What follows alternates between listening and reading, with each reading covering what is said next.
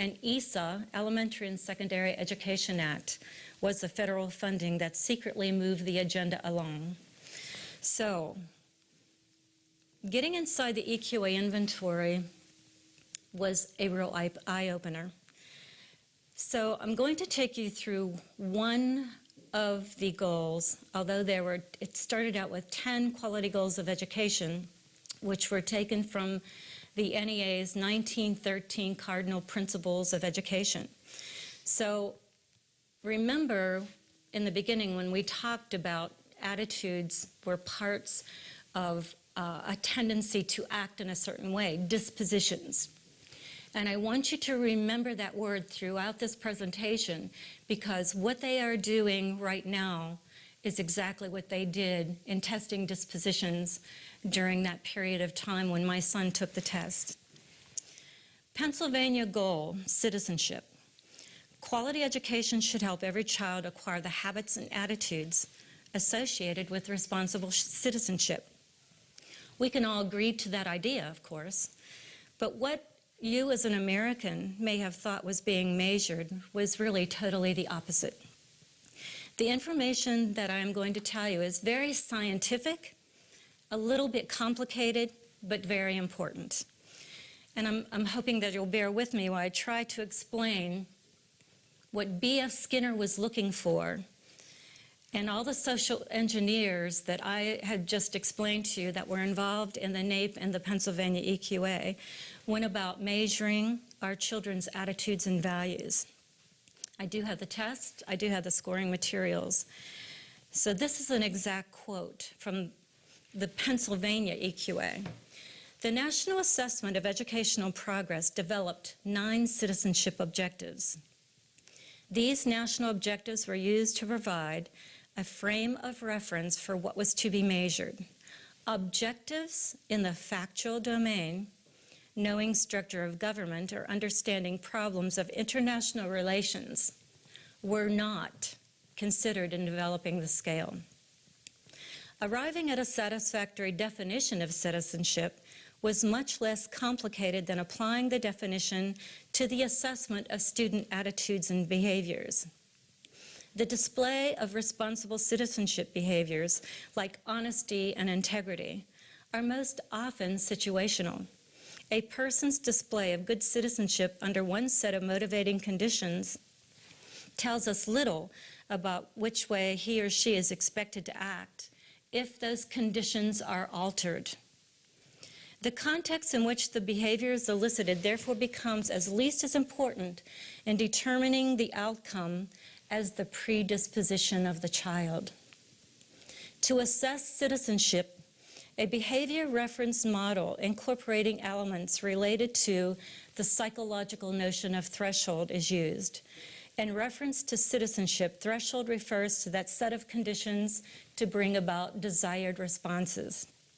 Thus, by varying the situation and introducing conditions of reward and punishment, we are able to determine the cutoff levels at which a student will display positive behavior. In this way, it is possible to assess not only a student's predisposition to behave in a manner consistent with responsible citizenship, but also to provide some intensity of that predisposition across a wide spectrum of situations. This is B.F. Skinner to the max. So the children were given these tests in which they were given little situations, little stories. They were asked in the first person, what would they do? And then there were certain questions that they would answer that would be yes, maybe, or no. This was complete betrayal and deception. Let me remind you that positive behavior was the government desired response, not what you and I would think as a citizen. Thresholds were being tested by reward and punishment. This was the only way that the federal government could do their research on unassuming children and parents. They would use terms like citizenship, but they were actually testing something else so that parents would agree, don't you want your child to be a good citizen? Don't you want them to know how government works? Don't you want your child to be honest? Well, my question was, How do you measure that? How do you measure honesty in a pluralistic society? How do you score honesty? How do you score ethical judgment? So this is where my journey began, because I wasn't just looking at a test that asked this information. It was being scored. What was the government doing with the data? Who had access to it? Inquiring minds want to know what the next steps were. All right, let's define predisposition. This is a noun. It's a liability or tendency to suffer from a particular condition, hold a particular attitude, or act in a particular way. A synonym is, what is your inclination? What is your tendency? What is your propensity? What is your proclivity to do something?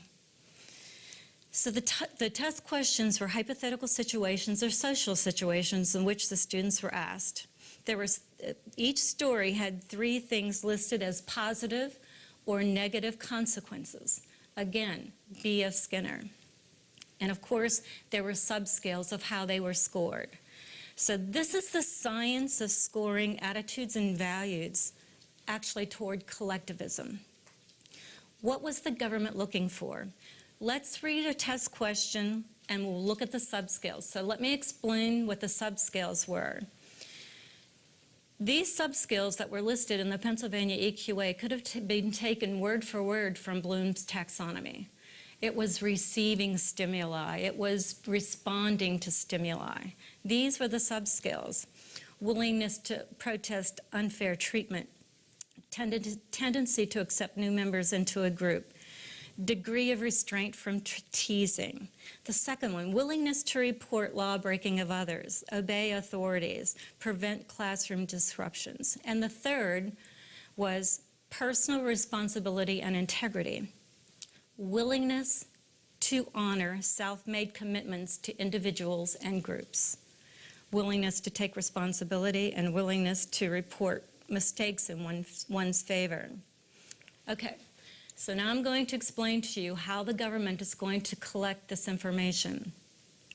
Here's the story.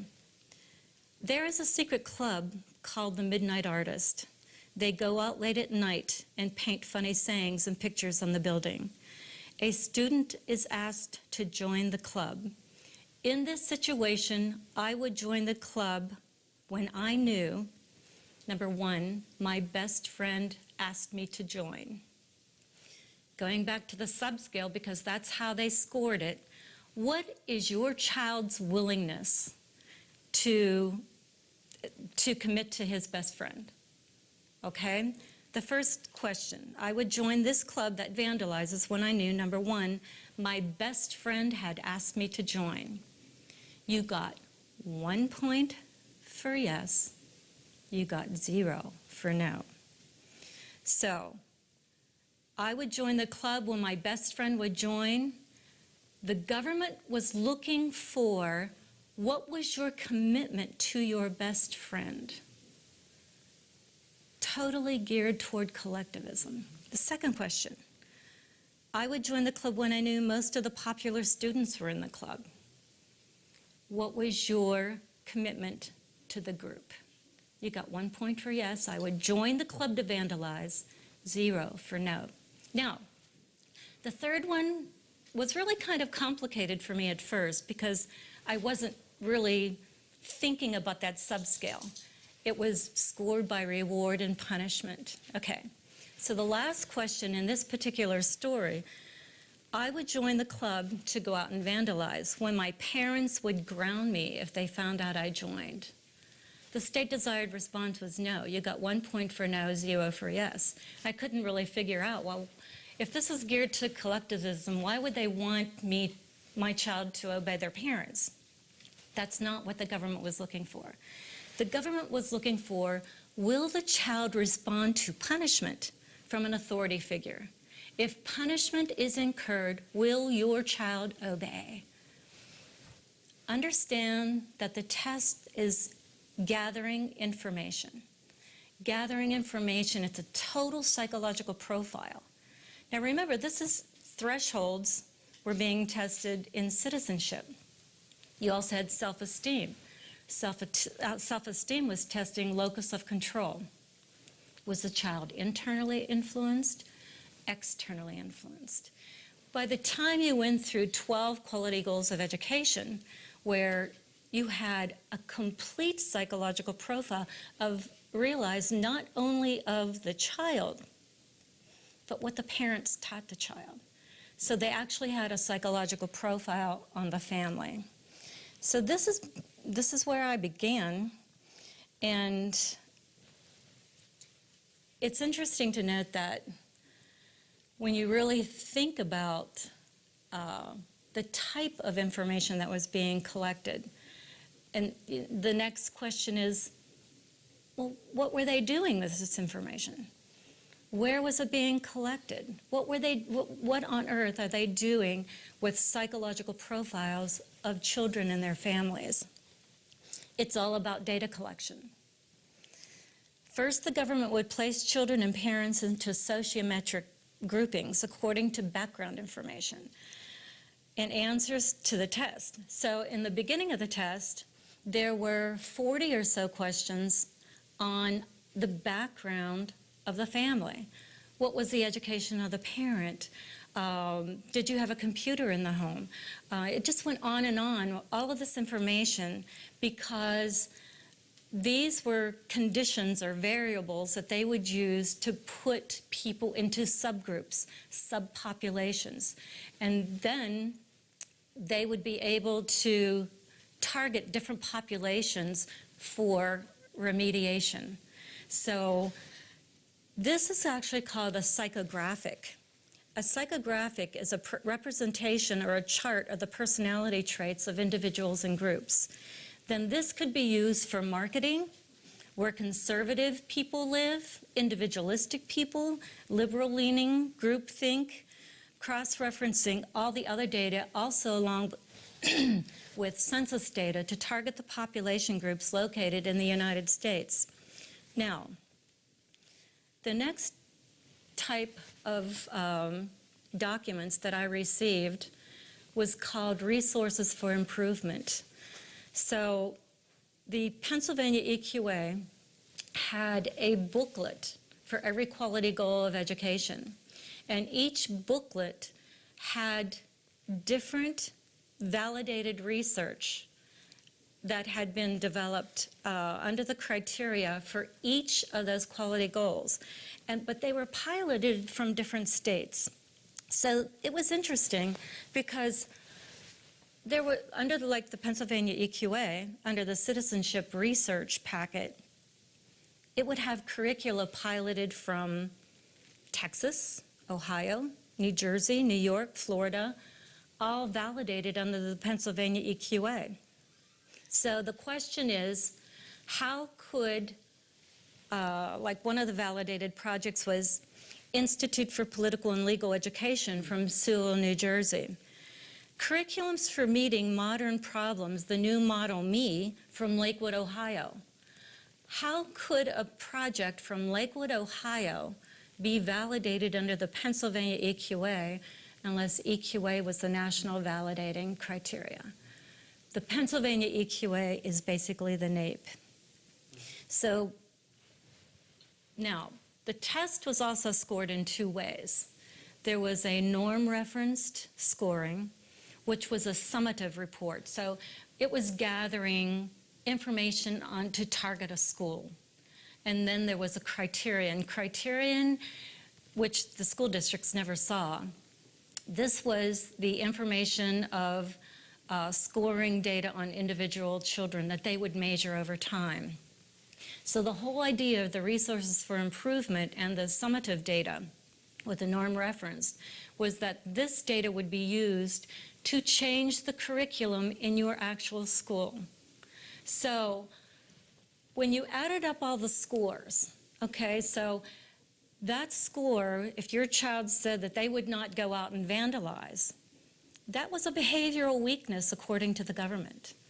So when all the behavioral weaknesses were tallied, they would target that school for whatever curriculum that was needed to come into that school. So it wasn't just, oh, well, this terrible piece of curriculum had come into the school and we don't know why it's here.